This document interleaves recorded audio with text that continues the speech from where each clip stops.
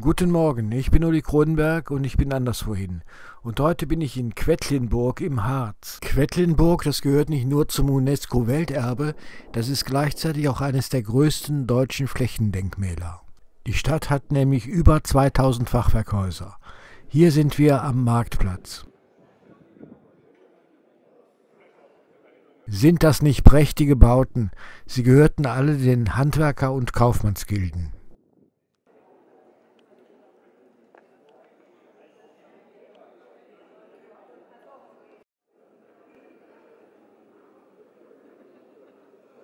Das schönste Haus hier am Markt ist aber das Rathaus.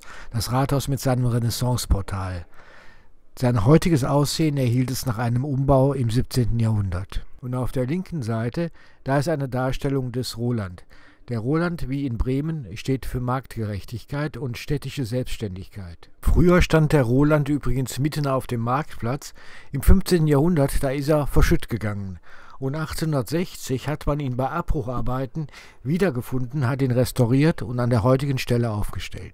Jetzt schauen wir uns gerade mal die Häuser an, die um die Marktkirche herumstehen. Das hier ist ein sehr schönes Fachwerkensemble, das steht am Marktkirchhof.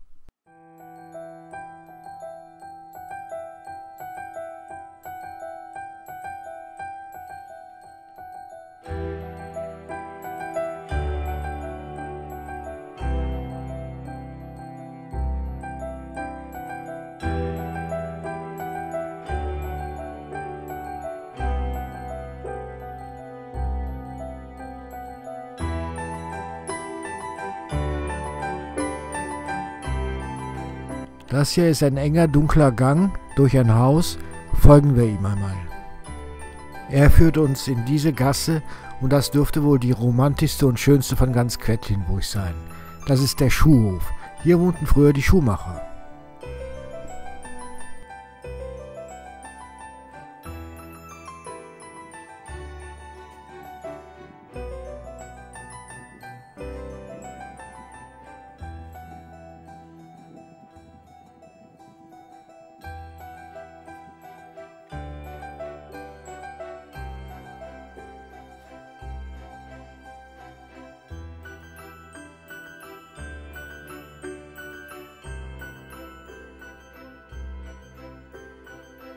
Was hat es wohl mit diesem Namen auf sich?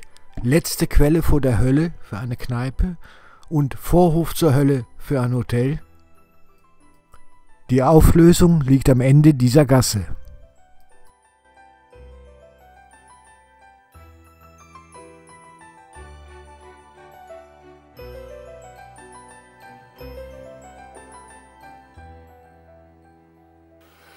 Willkommen in der Hölle. Tja, am Ende des Schuhhofes, da liegt die Hölle. So jedenfalls der Straßenname, Hölle. Und neben der Hölle, da liegt die Straße Pölle. So, wir gehen weiter durch die Altstadt. Wir sind jetzt auf dem Weg in Richtung Stiftskirche und da muss man natürlich etwas zur Geschichte von Quedlinburg sagen. Zwischen dem 10. und 12. Jahrhundert war hier eine Königspfalz, die Königspfalz der deutschen Könige. Heinrich war der erste deutsche König, der hier eine Königspfalz hatte. Heinrich war der Vater von Otto I., ihm folgten ja die anderen Ottonen. Also eigentlich ist Quedlinburg so etwas wie der Gründungsort des Deutschen Reiches. Und dann gibt es diese andere Stelle hier, den Finkenherd. Da, wo heute Häuser stehen, da war früher natürlich mehr Natur und da soll Heinrich beim Vogelfang gewesen sein. Er war damals auch der Sachsenherzog und dort erfing er die Nachricht, dass er zum deutschen König gewählt wurde. Damit begann also die Ära der Sachsenkönige und damit der Ottonen. Als Heinrich, der Vater von Otto I., gestorben ist, da hat man ihn in Quedlinburg begraben. In der Stiftskirche St. Servatius wurde er 936 beigesetzt. Wir sind jetzt gerade beim Aufstieg zur Stiftskirche. Neben der Kirche steht übrigens ein Schloss, das früher ein Kloster war. Da hat die Witwe von Heinrich drin gelebt. Sie wurde dann neben ihm beerdigt. Heute liegt sie immer noch in der Krypta, während der Sarkophag von Heinrich verschwunden ist.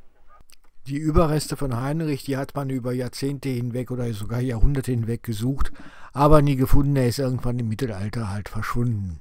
So, das war's dann aus Quedlinburg. In diesem Sinne, tschüss.